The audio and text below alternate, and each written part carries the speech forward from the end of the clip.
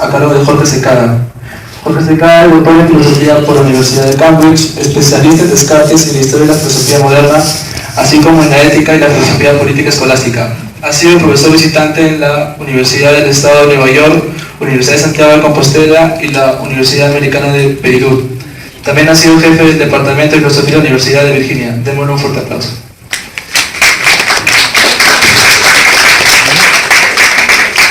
Bueno, muchas gracias por estar acá, muchas gracias a los organizadores por haberme dado esta oportunidad de reflexionar con ustedes, y muchas gracias a mis compañeros en la mesa y a Víctor Samuel por sus palabras.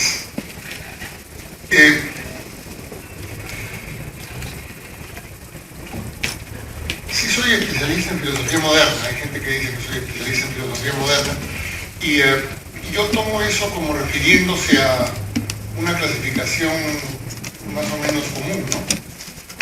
Filosofía antigua, filosofía medieval, filosofía moderna. Y eso va con una cierta división de años. Pero ahora, por ejemplo, no sé bien qué decir sobre cuándo empieza la filosofía moderna. Porque el padre de la filosofía moderna, en el trabajo que he venido realizando en los últimos años, resulta que no era moderno. Ese es Descartes. Es decir, si vamos a hablar de una cierta división entre un pensamiento discursivo, atomista, que se puede asociar con gente como Locke o sus sucesores, Descartes está un poco del otro lado. Descartes habría que ponerlo más del lado de Plotino o de San Agustín. Pero ese es otro tema. Hay gente ahí que se sorprende, pero sí es otro tema, no se le ha entendido a Descartes. Entonces, lo que sí es nuestro tema es la modernidad, y qué cosa es ser moderno, qué cosa es lo que podríamos... la palabra moderno solía significar nuevo. No sé si algunos de ustedes hayan leído filosofía medieval, pero en la filosofía medieval tardía se identifican los modernos, y los modernos son los nuevos, son los que están sosteniendo posiciones que son recientes, digamos. Y hay ese sentido en el término moderno cuando lo usamos en nuestro lenguaje cotidiano. Las cosas modernas son las últimas. Entonces, en ese sentido, lo moderno es bueno. Hay una carga positiva ahí. Ahora, también se usa para la clasificación que les acabo de decir. Entonces se confunden sentidos ahí. Cuando pregunto, para empezar con ustedes, si el Perú es un país moderno, quiero usar el término moderno en un sentido específico. No quiero referirme a moderno en el sentido de si es un país, digamos,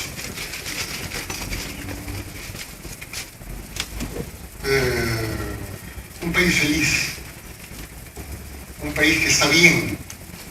Porque muchas veces cuando decimos que el Perú debe buscar ser un país moderno, lo que queremos decir es eso: debe ser un país que funcione, coherente, un país feliz.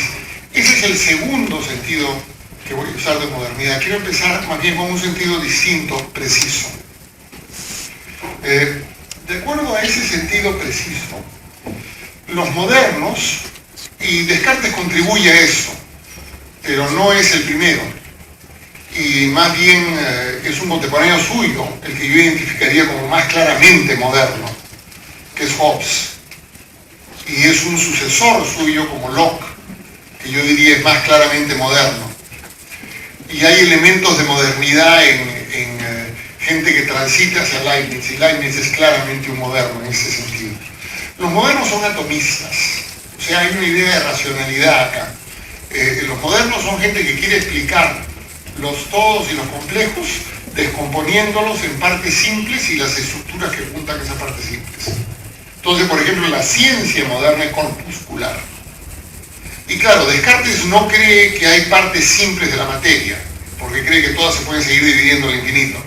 Pero sí cree que son partes de la materia que funcionalmente son las que explican en su estructura las cosas. O sea, si queremos explicar una vaca, lo que tenemos que hacer es descomponerla en partes de materia más chica, que están estructuradas de cierta manera, y hacen la vaca una máquina. Por ejemplo, como queremos explicar un reloj, explicamos el reloj dividiéndolo en sus partes. En ese sentido, Descartes es un atomista. Lo que pasa es que Descartes no cree, y en eso se distingue de los atomistas modernos, que hayan partes simples de materia. Y cuando habla de partes simples, él habla de naturalezas simples, y eso es otro tema que habría que discutir ahí. Este atomismo moderno, o sea, esa idea de que la racionalidad funciona explicando por análisis en partes simples, tiene una funcionalidad clara, política en Hobbes. Y luego en cierta sucesión contractualista moderna. ¿Y por qué puedo hablar de contractualista moderna? Porque quiero distinguirla de gente que habla de contratos sociales, pero que claramente no son modernos. O sea, que no quieren usar el contrato social para explicar nada. Como por ejemplo Francisco Suárez o Vitoria, que son autores escolásticos. En Hobbes, no, en Hobbes el contrato social sí explica, y esto dentro de una explicación atomista de la sociedad. ¿En qué sentido? Para Hobbes, la sociedad es un conjunto de átomos, de individuos, y ahora vamos a hablar un poquito sobre esos átomos, que han contratado el ente social. Lo que explica el ente social básicamente es este contrato entre individuos. En el caso de Hobbes no es un contrato entre individuos, digamos, que se juntan para formar una sociedad, no. En el caso de Hobbes son contratos que hacen los individuos con un protector que los va a proteger. En ese sentido es un contrato distinto al rusoniano. Es un contrato, digamos, más mafioso, el de Hobbes. Y por lo tanto quizá con más aplicación para nosotros. Yo creo que no. Pero por eso un contrato de protección, digamos. Porque si es interesante es que esta concepción así muy genérica, moderna, hobbesiana, naturalmente se identifica o se relaciona con la concepción de una sociedad de consumo. Porque la sociedad de consumo es la sociedad, digamos, vamos a ponerlo así de manera muy genérica, es la sociedad de satisfacción de los apetitos. Los apetitos además entendidos como satisfacción de las voluntades más inmediatas. Entonces, en la sociedad de consumo lo que tengo es la posibilidad de ejercer mi voluntad para satisfacer mis apetitos. Claro, la cosa es mucho más compleja, porque los apetitos, como sabemos, por lo que les estoy diciendo, bueno, dependen de cada individuo. Y claro, no es que uno nazca dormilón o nazca comelón, es que va por la calle y le están diciendo come y se convierte en comelón. O le están diciendo duerme y se convierte en dormilón. O sea, no es tampoco, esas identidades se constituyen, digamos, de alguna manera más allá de la voluntad del individuo. Un poco como que el individuo cree que la está constituyendo él cuando en realidad está siendo sometido a procesos de socialización que le ayudan a constituirla de cierta manera. Y cuando lo vemos en términos de consumo, eso es clarísimo. Las sociedades de consumo son sociedades en donde la publicidad, el ejercicio de opiniones que tienen el único sentido de convencer a la gente para que tenga ciertos apetitos. Tengo que correr porque tengo solo 5 minutos y no estamos. Entonces, vamos rápido. Yo no creo que somos históricamente un país moderno, en ese sentido de modernidad. Nosotros nos unimos, digamos, a Occidente antes de la modernidad, bastante antes de Hobbes. Acá vinieron españoles renacentistas, españoles escolásticos. No vino al Perú, digamos, un mundo moderno como llegó a Estados Unidos. Llegó al Perú un mundo renacentista. Y ese mundo renacentista se expresa por primera vez mestizamente, y no quiero entrar a la discusión de si el Perú es un país mestizo o no, porque yo tengo ya mis distancias frente a mis mensajes, pero el hecho es que el primer autor que llamamos peruano es un autor neoplatónico, no es un autor moderno, Garcilaso, el Inca. Entonces eso es importante, porque nuestras raíces, en cuanto nos introducimos a Occidente, no son esas raíces atomistas. Y eso es muy importante, me parece a mí. Porque más allá de las discusiones sobre si hay una filosofía prehispánica, no hay una filosofía prehispánica que tampoco entiendo bien y de las cuales no quiero participar, lo que sí quiero decir es que hay una manera de pensarnos. Y esa manera de pensarnos tiene una identidad, querramos o no. Y es una identidad que nos está constituida históricamente más allá de nosotros. Y yo esa identidad la encuentro cuando pienso en la historia, en mi historia como persona que ha nacido y se ha educado y ha crecido y se ha alimentado en esas tierras, como entroncándose con una tradición que no es la tradición moderna. Es una tradición que se entronca más bien con el Renacimiento y el platonismo y otras cosas. Entonces, la pregunta entonces es, ok, ¿qué modernidad queremos? Y me pregunto esa pregunta en el sentido en que se la preguntaba a veces José María Arguedas. Es decir, no qué modernidad en el sentido de cuál es la modernidad esa de la cual acabamos de hablar, sino qué modernidad queremos en el sentido de cómo queremos ser nosotros nuevos, estar a la vanguardia, cómo queremos finalmente constituir nuestra identidad de una manera que sea aceptable para nosotros. Y ahí es donde creo que yo empezaría revisando este modelo del todo social. Primero, y acá tengo que correr porque realmente no tengo tiempo, primero revisando la noción de apetito. Ya hace tiempo que vengo desarrollando, y quizás algunas de las personas que están acá conmigo me han escuchado antes hablar en ese sentido. Yo contrapongo deseo a apetito, y en eso me remonto en última instancia al mismo Platón, que siempre es un buen referente. El apetito es lo que les dije hace un momento. El deseo supone una percepción del bien, no constituye el bien. Entonces, eso les puede chocar a ustedes, ¿no? Porque, claro, el chocolate se hace bueno porque lo quiero, porque para un alacrán de repente puede ser chocolate veneno. No lo quiere. Sí y no. Y de acá tengo que correr y resumir, les voy a dar un ejemplo. Cuando alguien quiere aprender música, no sabe bien qué cosa es la música. Cuando alguien quiere aprender a tocar guitarra, no sabe lo que es tocar guitarra, porque quiere aprender. Ha escuchado la guitarra, le gusta, ve en la televisión y quiere ser como Keith Richards entonces puedo, como el gran Andrés Segovia, decir al final de mi vida que recién estoy aprendiendo a tocar guitarra. ¿Por qué? Porque hay un mundo al cual me estoy sometiendo, que me está transformando y que no termino nunca de abordar. Entonces, si empezamos a hablar de deseo así, empezamos a hablar de percepciones del bien. Y si hablamos de percepciones del bien, no apetitos que constituyen el bien, empezamos a revisar la noción de la razón instrumental. Tenemos que entender la razón en términos de una razón perceptual. Y si hacemos eso, vamos, y acá estoy corriendo rápidamente porque yo sé que me estoy pasando del tiempo, vamos a tener que introducir nociones de identidad que constituyen esas percepciones. Esas son las identidades culturales. Los seres humanos tienen que formarse socialmente.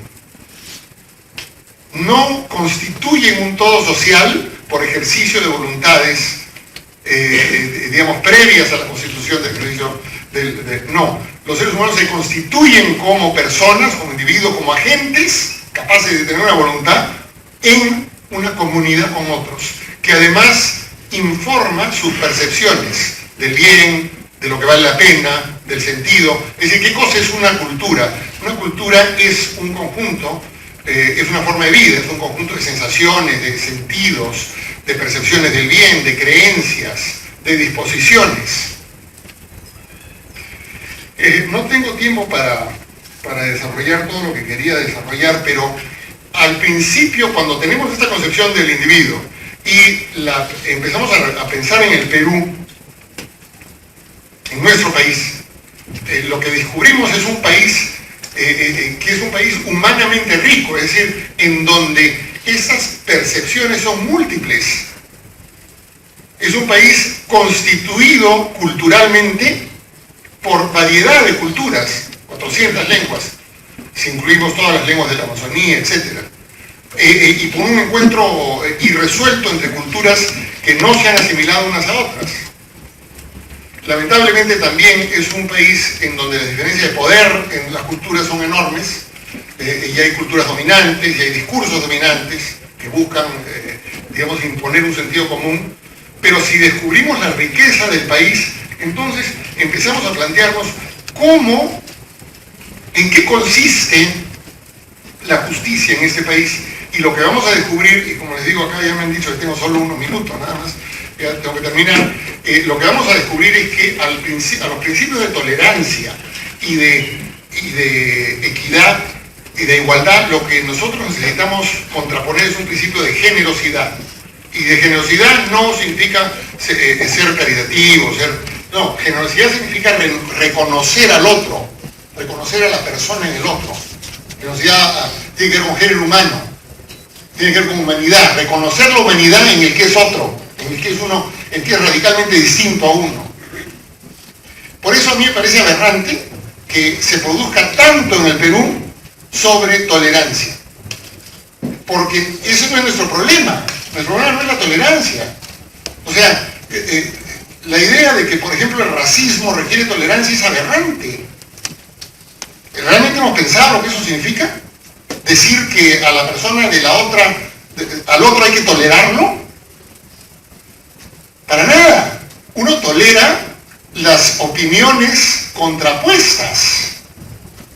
Y para eso tiene que tener opiniones propias. Y claro, en una sociedad europea donde todo el mundo estaba matando por razones religiosas, había que imponer el principio de tolerancia, había que hablar de tolerancia. Pero ese no es nuestro problema en el Perú. El problema en el Perú es que no reconocemos al otro. Y el reconocimiento del otro no es una cuestión de tolerarlo. Es una cuestión de abrirse frente al otro, de ser capaz de verse reflejado en el otro, de transformarse frente al otro. Y ese es un proceso dialéctico, como el deseo es un deseo dialéctico, como es un deseo, conforme más voy abriendo el objeto, más me va cambiando a mí, y eso me permite entender más. Igual, para nosotros la pregunta ¿quiénes somos? Es una pregunta dialéctica, es una pregunta que requiere un reconocimiento de los otros, de los que somos, que nos transforma. Y eso no es sorprendente, porque las preguntas por la identidad, más allá de la identidad biológica y la identidad, digamos, las cosas que están dadas naturalmente, que son más o menos esqueléticas, son preguntas abiertas, son preguntas que se responden construyendo identidades. O sea, yo me descubro haciendo. El muchacho que se pregunta quién soy yo, no requiere una respuesta, no requiere el padre que le diga anda, estudia ingeniería, porque eso es lo que tú eres. No, lo que requiere es vivir un poco. Requiere empezar a descubrir quién es, haciéndose, construyéndose. Entonces, aquí hay un modelo muy distinto de modernidad, creo yo, de lo que es ser nuevo para nosotros, y una necesidad de repensar nuestro país desde los fundamentos, que lamentablemente se confunden, porque las diferencias de poder, las diferencias de clase, las diferencias económicas, crean necesidades y crean procesos políticos en donde no siempre se puede pensar con la claridad que hay que pensar para saber cómo es que debe uno actuar. Voy a terminar porque ya me he pasado de la hora y no quiero cansarlos y habrá tiempo para responder preguntas. Gracias.